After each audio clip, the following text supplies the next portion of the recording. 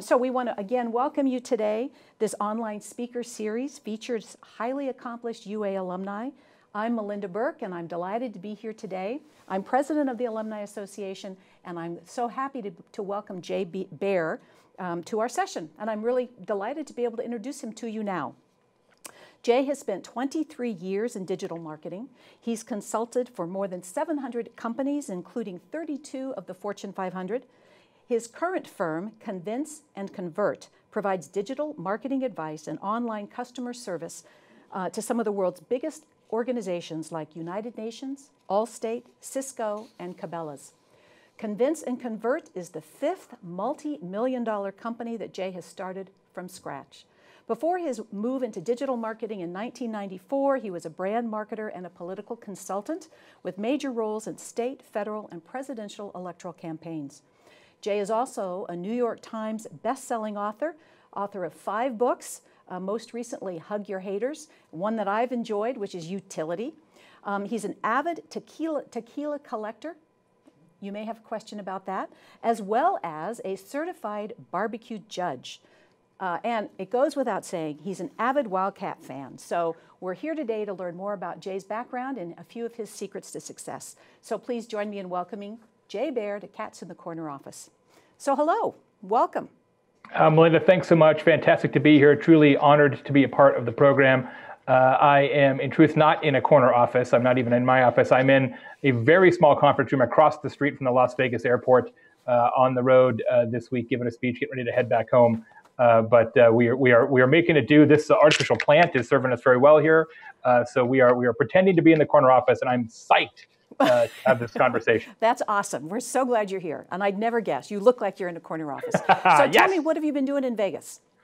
Giving a speech for Cisco. Cisco is one of our largest clients at Convince and Convert. I do a lot of speaking for Cisco as well as consulting. So their big Cisco Live event is here in Las Vegas this week. So had a little session yesterday, workshop for them, teach some of their distributors how to do marketing better. And school is out, of course, for the summer. So I brought my son with me. He's actually here on the other side of the screen, a future Wildcat.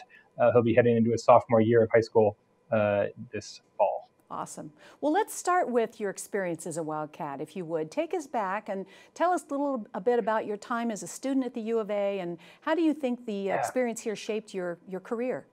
Oh, it was spectacular. I grew up in Lake Havasu City, Arizona, which I'm sure many viewers are familiar with. Not known as the home of digital marketing expertise, but that's how it works out. So grew up in Lake Havasu. Ended up going to the U of A, and proudly so, on a Flynn Foundation scholarship, which was a terrific experience. While I was in school there, my original major was journalism, and that was what I did in high school. I was a big journalism kid, and I wrote for the Wildcat and did that for a little bit, and then got interested in politics, as you mentioned in my introduction. Did a lot of work in politics while I was in school and once I graduated as well. But probably where I spent the most of my time while at the U was in the Student Union Activities Board. This is back before the union was renovated, and I was president of the Student Union Activities Board and also co-founded CAMP, the student radio station that is still on campus. I was the co-founder of that station back in 1988. So spent a lot of time hanging out in the union and working on activities and programming all those activities, and met a ton of lifelong friends and had an extraordinarily great experience. That's awesome.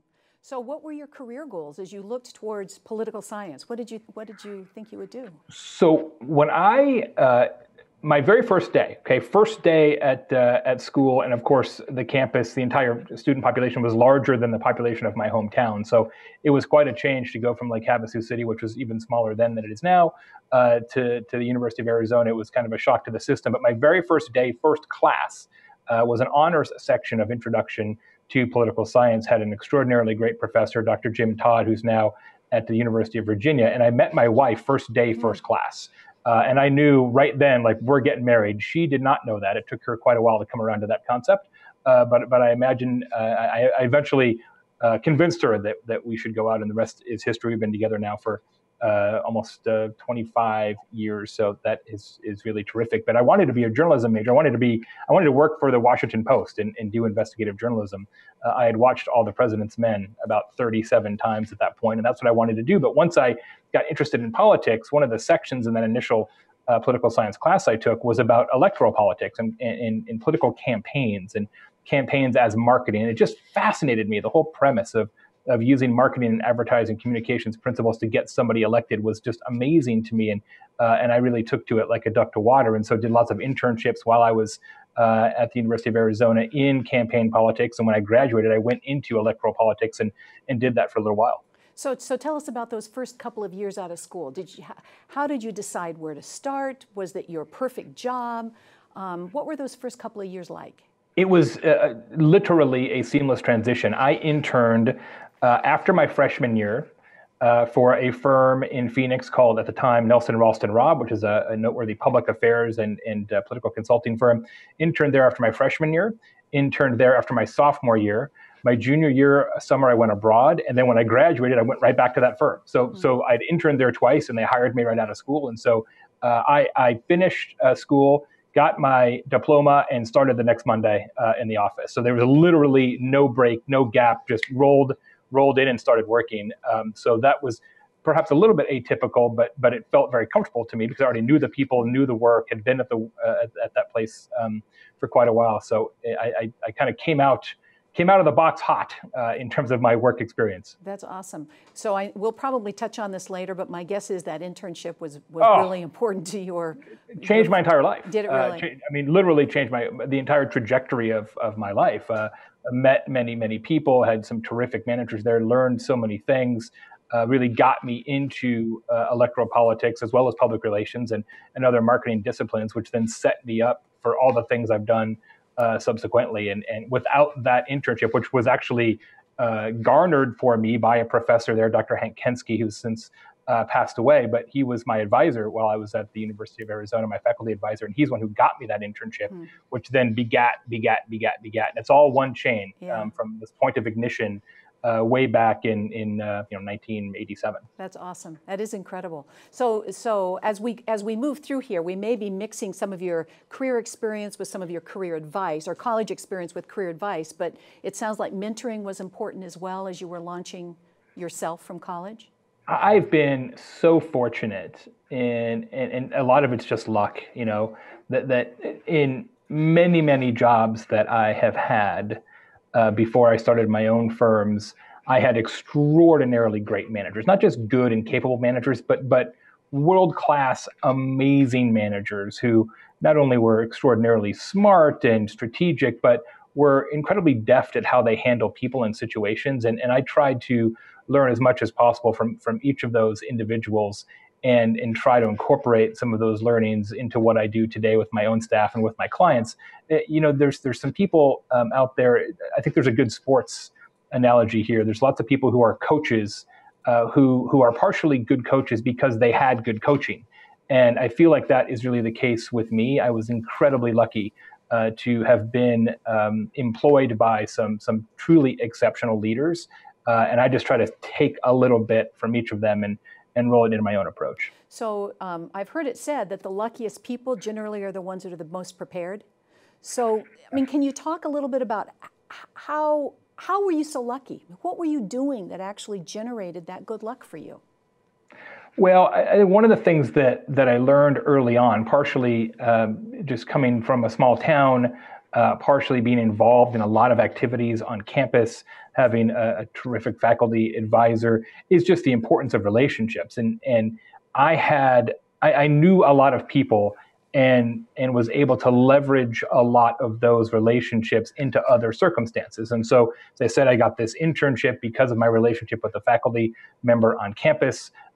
Because of that internship, I was able to leave that job at one point and go work for Senator John McCain and manage all of his direct mail operations, and eventually work for his first presidential campaign as his head of internet marketing. And so a lot of it is based on relationships, but you have to understand how important those relationships can be and how it really transcends what's on your resume or transcends your transcripts.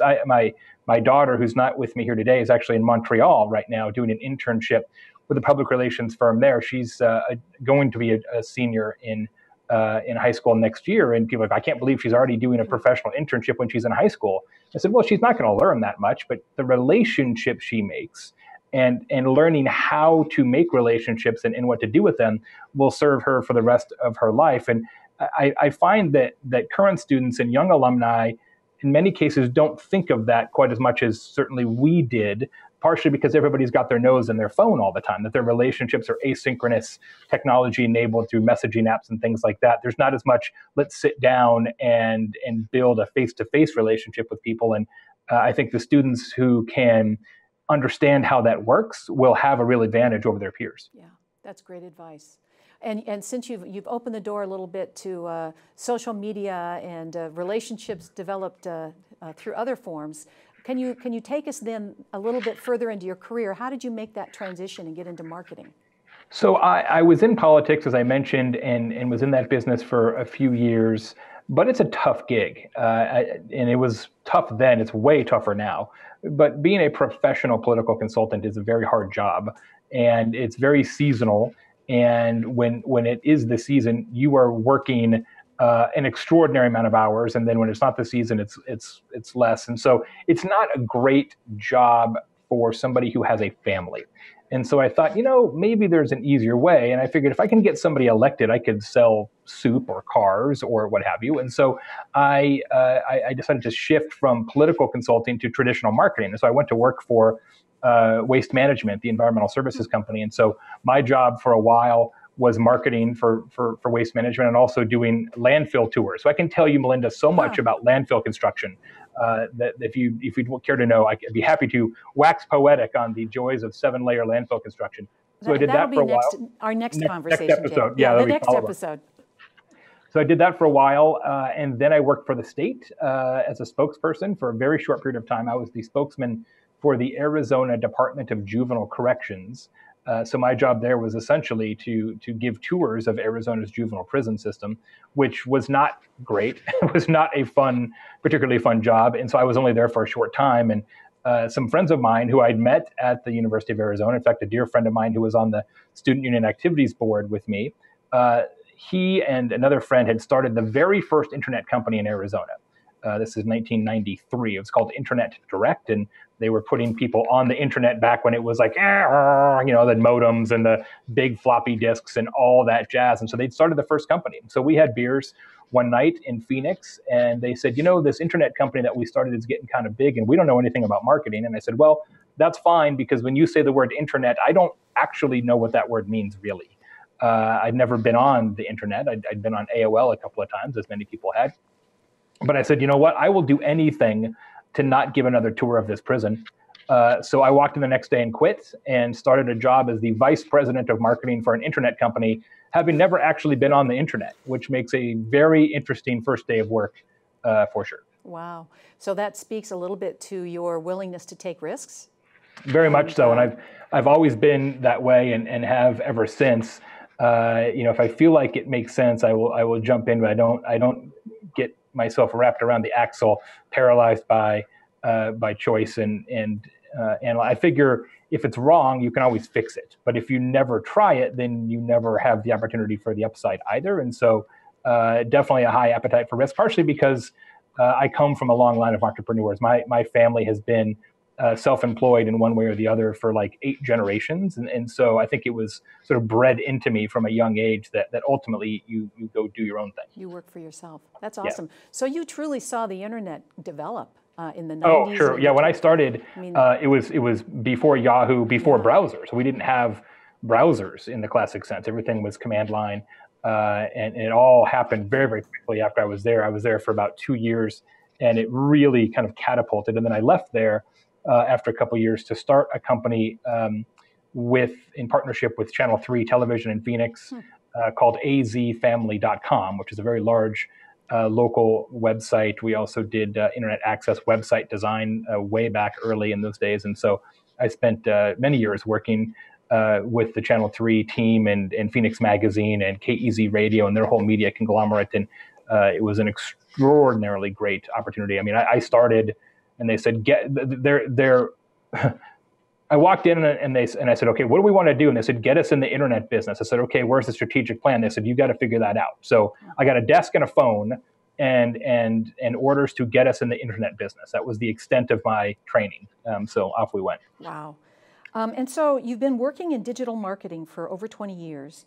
Yep. And the industry and the available technology have changed so much over the past Crazy. decades. So how have your own opinions and perspective on marketing changed during that same time? Well, marketing is so different now because the people who you're trying to reach are totally in control in terms of whether or not you can reach them. All the power now has shifted to the consumer and away from the brand, whether it's DVRs or satellite radio or ad blockers or less television watching or any number of other shifts in consumer behavior. It's much harder to reach your prospective customers now. Audience attention is massively fragmented. For example, in 1977, the number one TV show in the US was Happy Days, and I'm certainly old enough to remember when Happy Days was on for the first run. Happy Days in 1977 did a 35 rating, right? 35% of America watched that show. Last year, the number one show was The Big Bang Theory, did a 7 rating as the number one show, did a 7. So you're talking about the number one show had more than a third of all the Americans watching it, and now it's 7%. So everybody is fragmented, and it makes your marketing have to work a lot harder, a lot smarter, and actually you've got to be in a lot more places than you used to. Probably the easiest way to describe it is that marketing today is much more like a shotgun and a lot less like a rifle. You really have to be in a lot more places and reach your prospective customers in a lot more ways and continue to be relevant. Otherwise, it simply won't work. Fascinating. So we have our first question coming in. This one comes from Angie, who I think is perhaps watching in a class right now as we speak. So when you say digital marketing, most minds go straight to social media. What else encompasses this vital marketing tactic? Sure. So social media is just a piece of the puzzle. When you think about sort of pan-digital marketing, you think about things like content marketing. So that might include programs like this one, webinars, videos, ebooks, white papers, photo galleries, assessment tools, certainly website creation, email marketing, a huge part of the digital marketing story, search engine optimization, paid search engine advertising, display, banner ads, lead nurturing. There's a lot of components to the overall digital marketing phenomenon. Social media probably gets the most discussion just because it impacts everybody, not only on a business level, but on a personal level, right? That's one of the interesting things about being a social media consultant is that social media is one of the only tools and tactics in the history of business where you as a business person are trying to use the same tools that you're also using personally. And that makes some very strange bedfellows sometimes. So I understand you're also a venture capitalist focusing on technology and social media companies. So what do you look for when you're deciding whether or not to invest in an early stage company? Yeah, I'm invested in 15 or 16 companies now. Most of the companies that I invest in are associated in some way with the work that we do at Convince and Convert. A lot of times we'll start to use a tool as a company, and if we really think the tool is great, then we'll try to find a way to invest in it. But generally speaking, you want to find a founder or a group of founders in that organization who really understand the business, who are incredibly passionate and willing to put in the work, because the startup business is not for the faint of heart in any way, shape, or form. It requires an amazing amount of passion. You want to try and find founders who are flexible, because it's very rare that your idea that you launch with becomes the actual company. There's always has to be some sort of change or a pivot in that circumstance. Ideally, if you can find founders who have done it before, that's perhaps the best precursor of success. Founders who have actually had a successful startup and an exit in the past, that tends to help the second time around. But and for me personally, I would say that the biggest challenge when assessing startup opportunities is that most of these companies really focus on the technology. So we've got this great app, or we've got this great website, or this great whatever that does this thing, and it's cool and it's neat and it's interesting, but they don't have any sort of real sales and marketing plan. So I say, okay, this is neat, it is cool, it is different. How is anybody going to know about this, and how are you going to actually sell this to somebody? And usually they don't have a whole bunch of ideas in that area. Well, we're going to use social media. It's like, well, that's not really a plan. So oftentimes I turn down investments because they really haven't thought through how to actually take it to market. They've just thought through how to make whatever it is that they're making. Interesting. Do you have any success stories that you could share? One of the companies I invested in, actually, I think it was the first one, which worked out nicely, is a company called Fetchback. And Fetchback was one of the very early pioneers in a tactic called remarketing, sometimes called retargeting, where if somebody visits the Alumni Association website, for example, you can then show those people, and only those people, ads downstream, down the line at some other point in time on different websites. And so it sort of tags you like a bald eagle, and then you can show them ads elsewhere. I think everybody's experienced that online. You go to Macy's, and then you see an ad for Macy's down the road. That now is very commonplace. You see it almost every day. But when Fetchback was founded, which was probably 10 years ago, something like that, it was very, very new technology.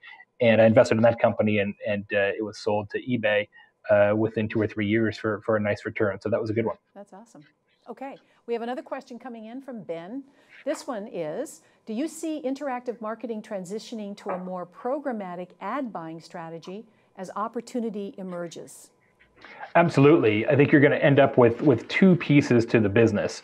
A programmatic, very algorithmic part of the business, which is using data to optimize messaging and placement to drive action. And then a second piece, which is almost the opposite of that, which is even more human, more social, more personal than what we have now. And those two together will be sort of how interactive marketing works in the future. There's too many inefficiencies to not use programmatic. Right now, you've got a lot of opportunities in the business because the people who are using programmatic are running circles around those who are not.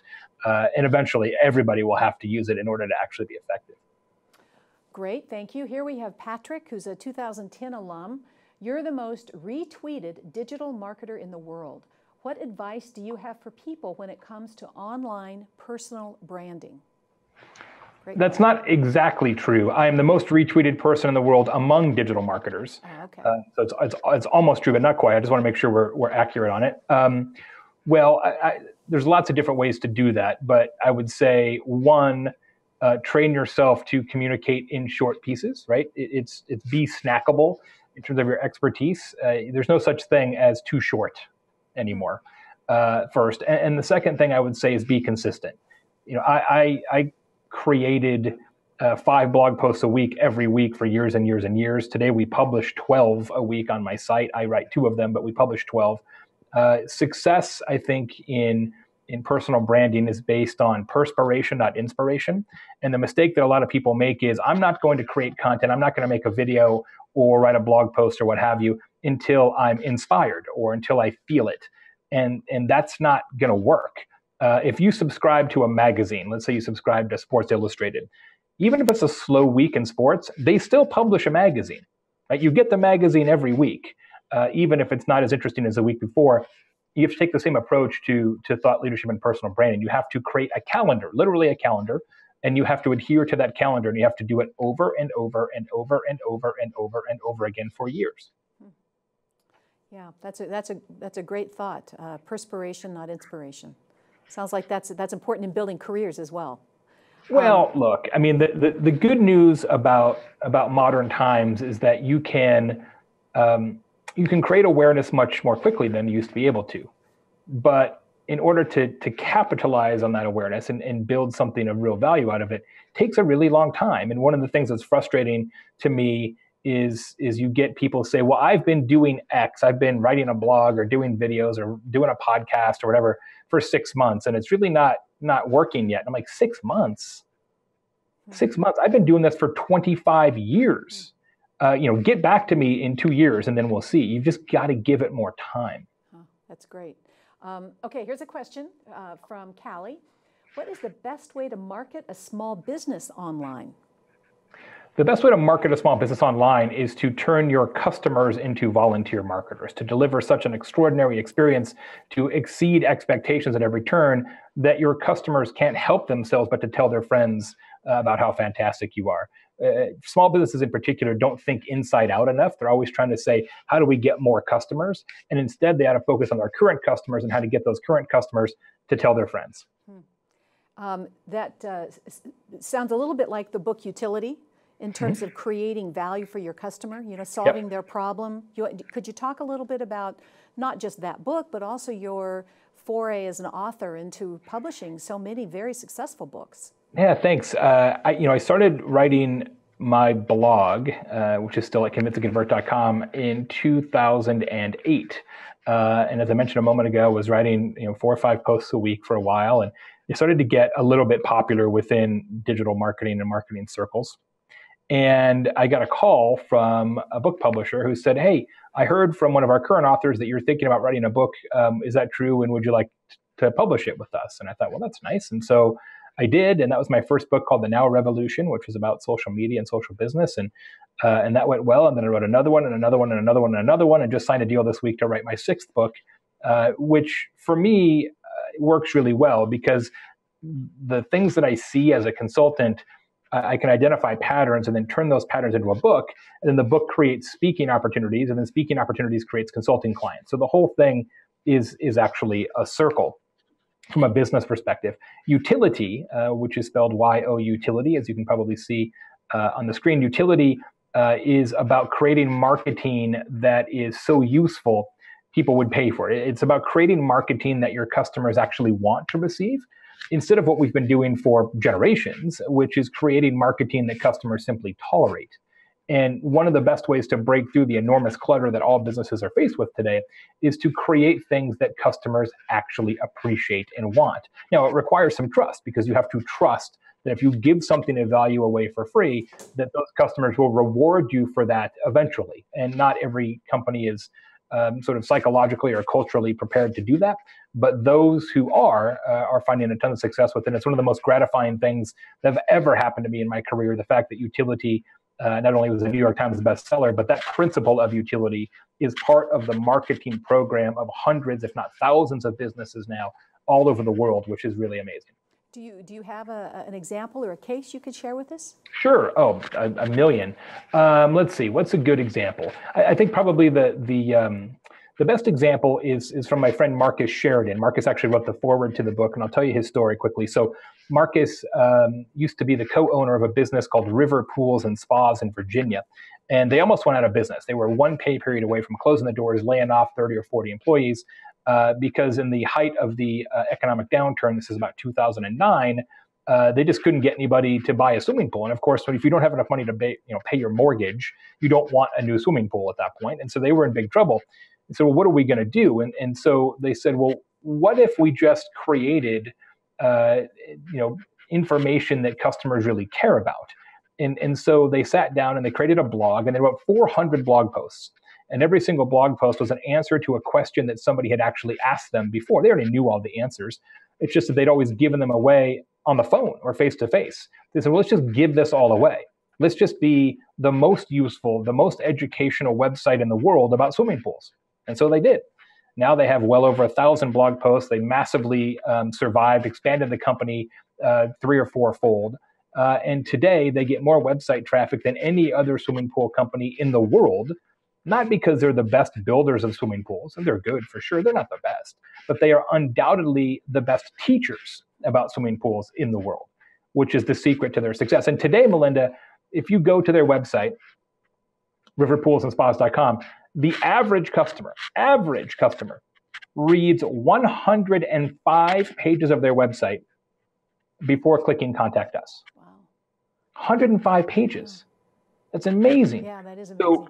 So customers will take you up on the offer. If you give them something useful, they will consume it. You just have to make the first move. That's great. So we have another question. This one comes again from Callie. This one is, most common mistakes you see from the businesses you've consulted for? Most common mistakes that I see, I would say there's lots of them, but one would be using social media only to talk about themselves, right? So that it essentially becomes the world's shortest commercial. And that doesn't typically work very well, obviously. I would say another big mistake is thinking through marketing and how marketing expenditures are placed based on anecdotes, not data. There's a lots of storytelling that goes on in marketing. Well, this one time we tried this thing, or this one guy said this one thing, and that's not data, right? Those are literally stories. And stories are not a good way to make business decisions. Math is a good way to make business decisions. So lack of enough specific metrics would be one, and certainly poor use of social media would be another one that we see all the time. And the third one I would say is not nearly enough focus on current customers, which is why my new book is all about customer service.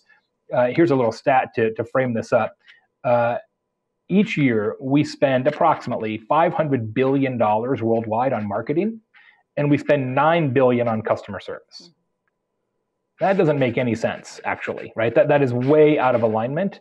And so we get really excited about how do we get more customers, but we're not excited enough about how to keep the customers that we've already earned. Yeah, that's a great point. I think we have another question coming in, and I would encourage our viewers to send us your questions if you've got them for Jay. We have a few minutes left still, so we have lots of time for questions. Here comes a question from Gina. Any advice for new graduates interested in getting into digital marketing? So a couple of things that are really important in digital marketing. We talked about it earlier with programmatic. If you're going to be in digital marketing as a career, you have to have at least a decent familiarity and competency with data analysis and statistics. If you're not good at understanding stats and running formulas and using Excel and things along those lines, it's going to be really hard for you, because digital marketing is increasingly about math and testing and science. So absolutely at least have some background in that. And the other thing I would say is be a good writer. A lot of it really requires either content that you have to write, or explaining what you're doing to colleagues and clients in written form. And the third piece is get really good at video, because all of it is headed to video, right? It's all going to be video eventually. And so having at least some competency with video creation, video editing, and video formatting would really help. Great advice. Thank you. What about the 6,000 students who just graduated from the university? They're not certainly all headed into digital marketing, but what one piece of advice you might have for our new grads as they launch careers? We talked about it a little bit earlier about personal branding. It's never, ever too early to start creating digital breadcrumbs about yourself and your passions and your competencies. So yes, there's lots of talk out there about, be careful about what you post online because it can be found. And that's true. You don't want to have lots of, weird weekend photos that employers can eventually track down on you. But if you have a passion, even if it's not a job, it's just a passion, start to really focus on building that passion out online. Create a blog, create a video series, do a podcast.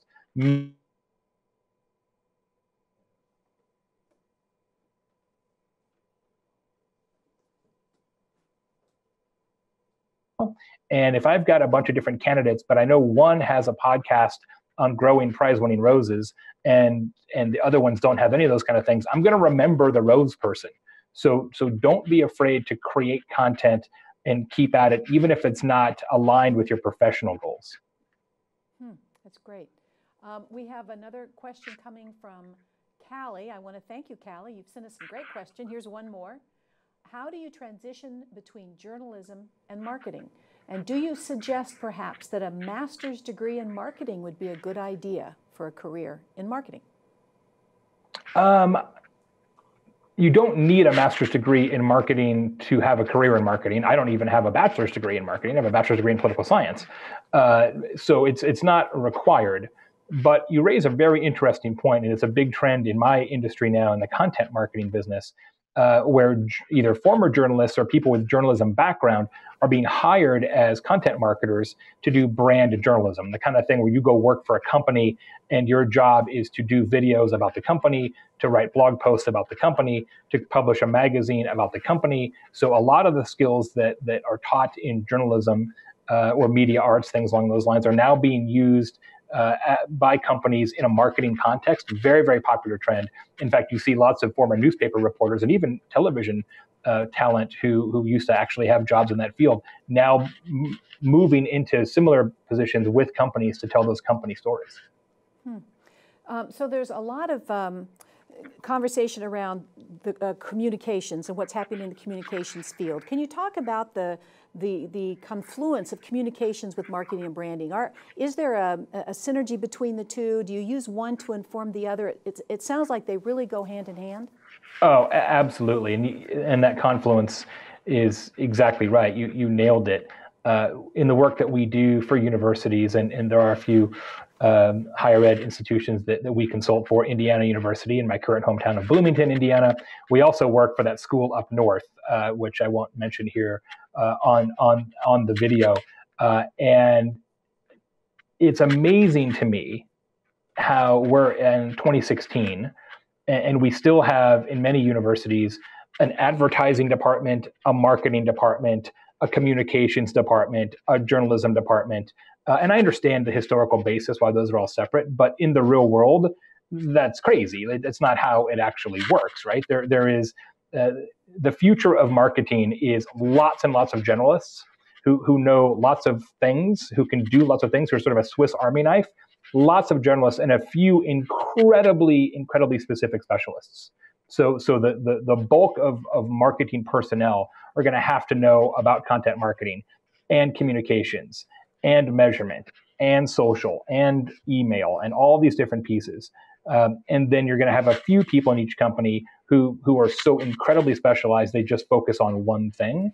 And so the future has to be, I think, a cross-trained approach where you know a lot about a lot, because otherwise it's just not cost effective to have people on a marketing team who can only do one or two things. Huh. That's very interesting. And so the individuals that you think are the specialists, what are those sorts of jobs that you think require the specialists?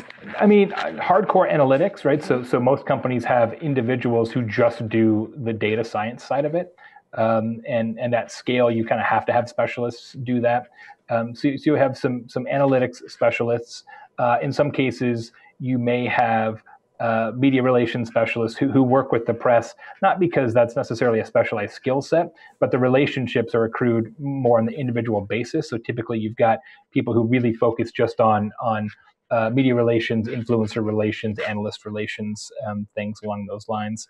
On the high end design side, so certainly design has become commoditized in practice. There's lots of tools out there, very, very easy, where you can do competent design with no design background. But on the high end side, on the serious design side, that's still a skill set that's going to be possessed by one person. You will have a designer who just does those really high end things.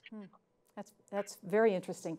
We have a question coming in from Patrick, and it goes to mentoring. Could you talk a little bit more specifically about who were your biggest mentors and why were they good? So my first mentor in school was Professor Hank Kensky, who was in the political science department, and his specialty was in political campaigning, political advertising. He taught several courses on that and political polling at the University of Arizona. And it really helped me understand not only who the relationships I needed to accrue were in that business. And if there's one business that's about relationships, it's politics. So certainly helped me with the relationships, but also helped me understand that that was actually a career. Like I had no understanding that that was really a job at all. And almost every job I've ever had from that day forward is a job I invented or was invented for me. I think there's only, let me make sure this is true.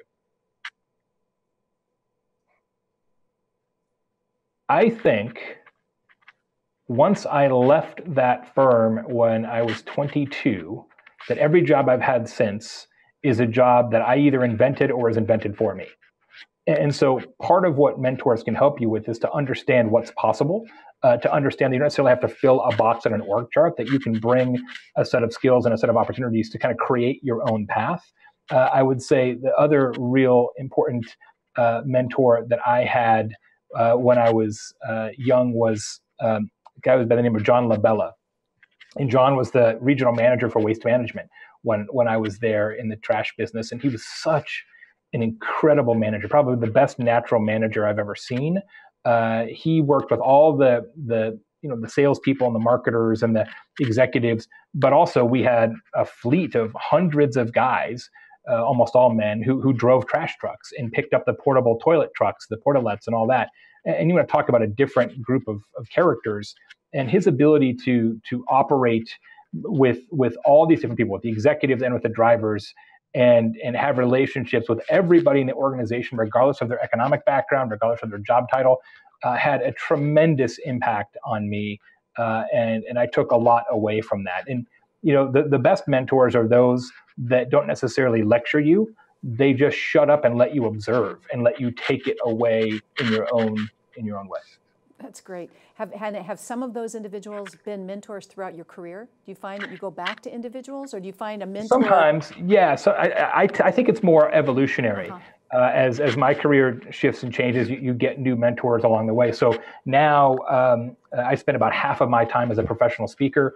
I do 65 to 70 events a year. I'm on the road 48 weeks a year, and doing that much speaking, many of my mentors now are speakers.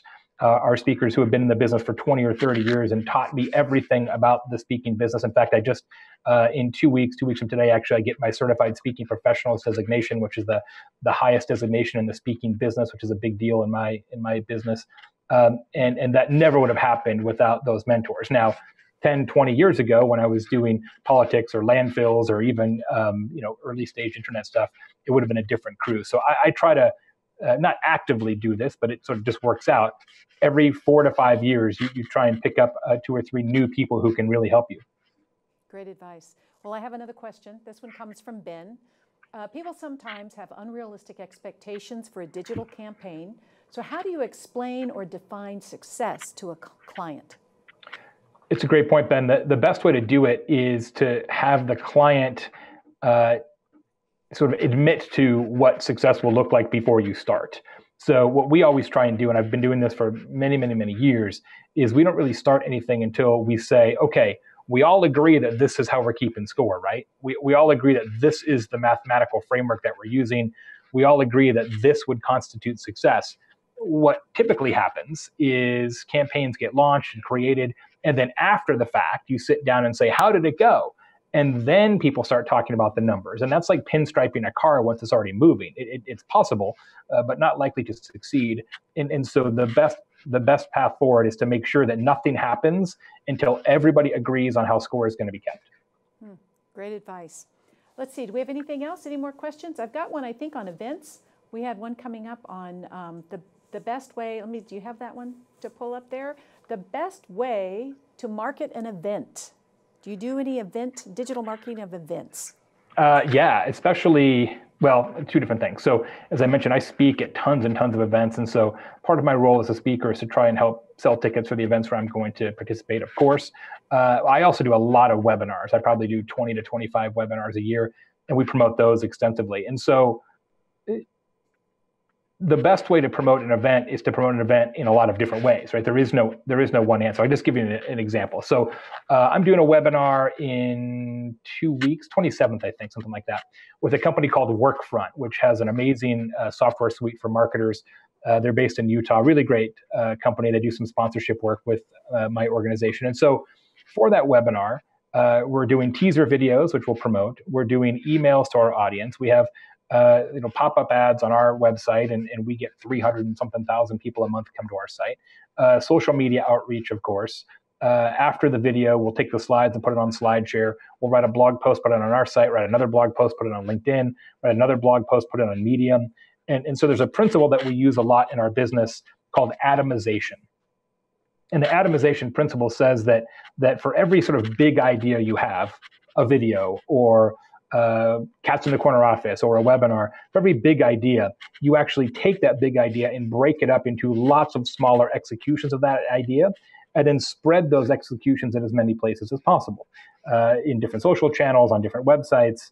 It's almost like a digital dandelion, right? Where the main thing is the stock that lives on your website, but then all these other smaller versions of it are like the seeds that you broadcast in as many places as possible. So casting as wide a net as possible is really the best way to promote an event.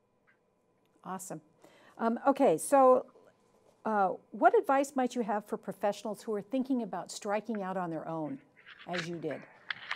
Yeah, I've been doing it for a long time. And I'll tell you, Linda, one of the things that I'm most proud of in my entire career, of all the things that I've done, is that something like 16 people who have worked for me at some point have now started their own companies. And so it's created like this whole engine. I mean, to have that many people start their own business is really, really gratifying to me. And so I've helped a lot of people along the way. I would say one of the keys is to have some sense for how you are going to acquire customers. Because lots of people are competent and smart and can deliver products and services and can actually do the work. But it's not about doing the work. It's about getting paid to do the work. And so I know many friends who have started their own business and ended up going back to work for companies because they just didn't, the client acquisition part of it just wasn't in their nature, or they just weren't good at it. So have a good sense for how you're going to do that. I would say the other piece of advice that I have, which has served me really well, is as soon as you can, replace yourself as often as possible. You want to focus your time and your energy on the things that you are uniquely qualified to do.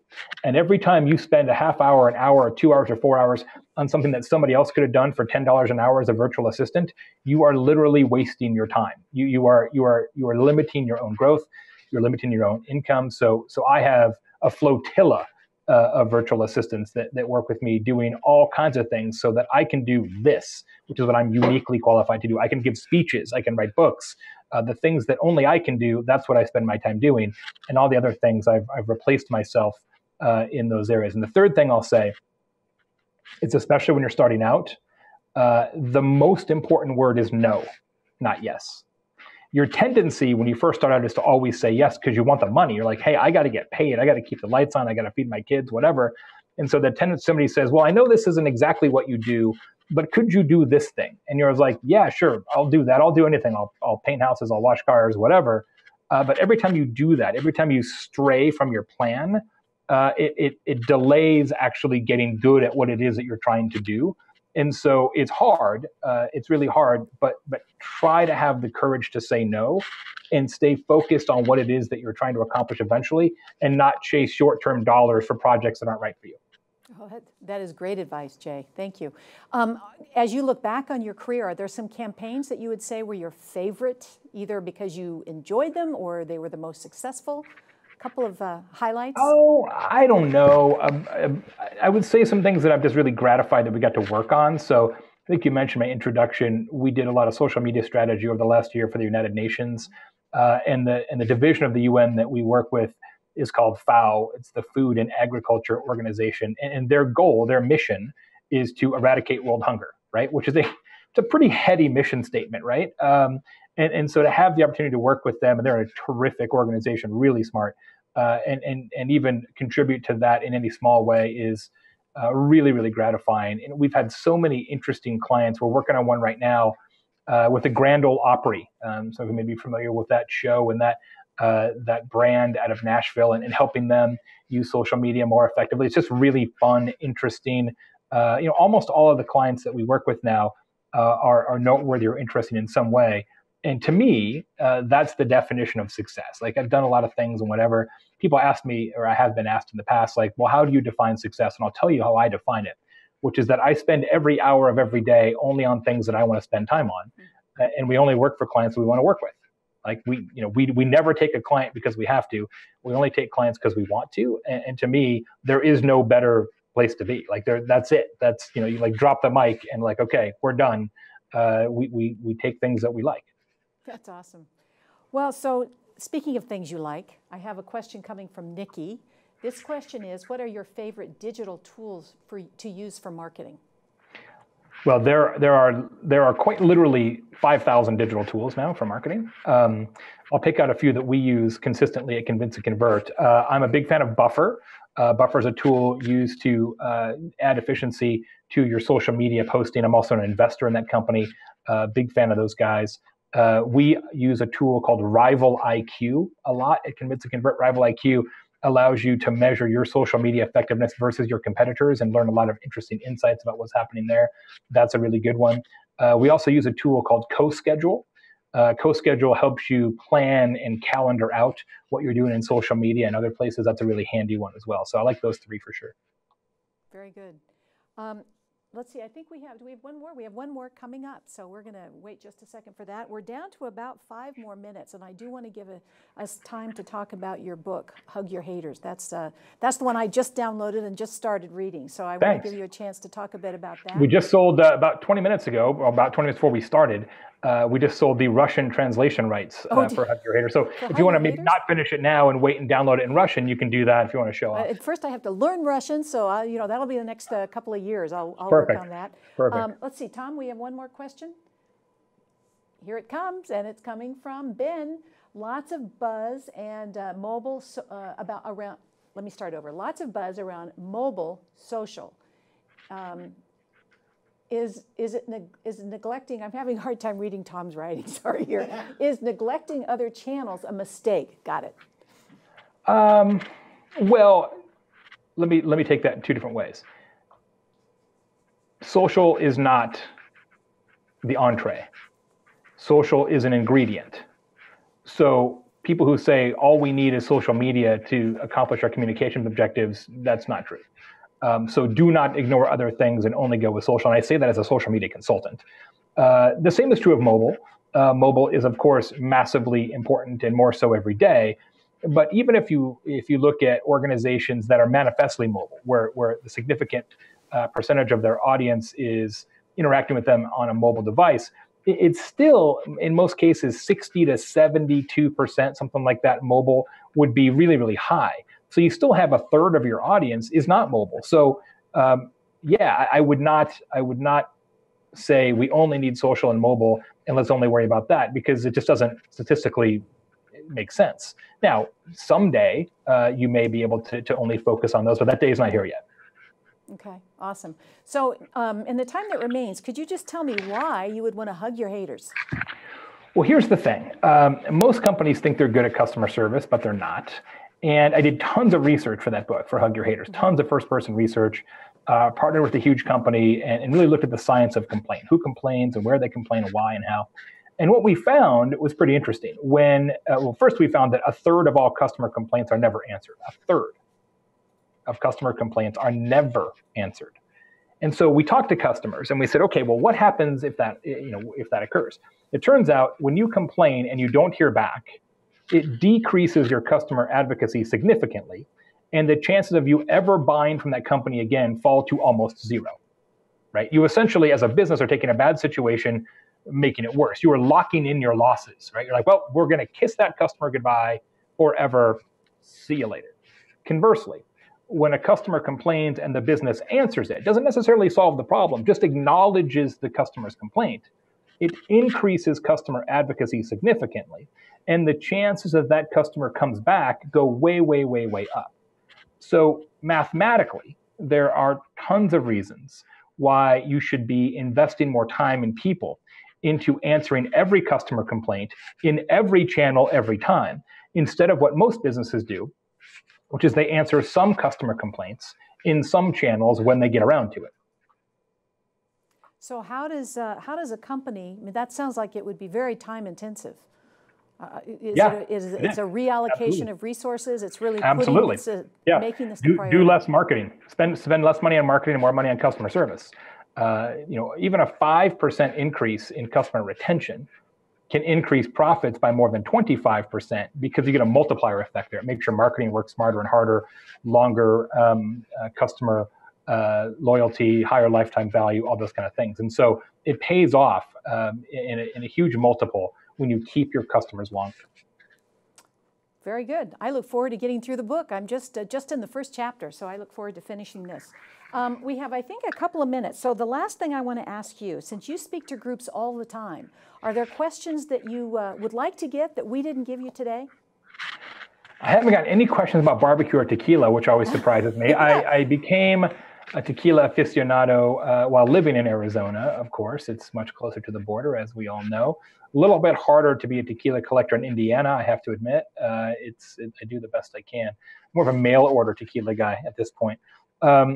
Other questions that people ask, I'll tell you one thing that is one that I get a lot that I like to talk about is sort of the process for creating books. And I do it a little differently. than other people. So for me, I start off as a speech. And so I have an idea and I turn that idea into speech. And then I give the speech a few times. And if it seems to resonate, I'm like, okay, there could be a book there. And then I actually record myself doing the speech, transcribe it, and then write around it and create a book around the speech. And I find that's a really nice way to do it. And that's why a lot of my books have sort of a stronger narrative arc than most business books do, because every book that I've written was first a speech, and then I sort of fleshed it out into a book. And that's why a lot of the books that I write feel like they have a beginning and a middle and an end, because they do. Very interesting. Well, you've been a great representative today of one of our Cats in the Corner office, so thank you so much. Thank you. We have run out of time. I want to let our viewers know that you are going to be presenting a webinar for us next month. You can find more information about the webinar on alumnicareerlab.com, so please check it out. You'll want to participate in that webinar. You'll be talking about research from your book, Hug Your Haters, and also how to embrace complaints and keep your customers. So go to alumnicareerlab.com and sign up. And Jay, let me just say again, thank you so much on behalf of all the Wildcats here at the University of Arizona. This has been a fascinating hour. You've been very gracious to spend so much time with us, so thank you. And my pleasure. Thank you very much. Let's go Cats. All right, bear down. See you later. Bear down. Bye-bye.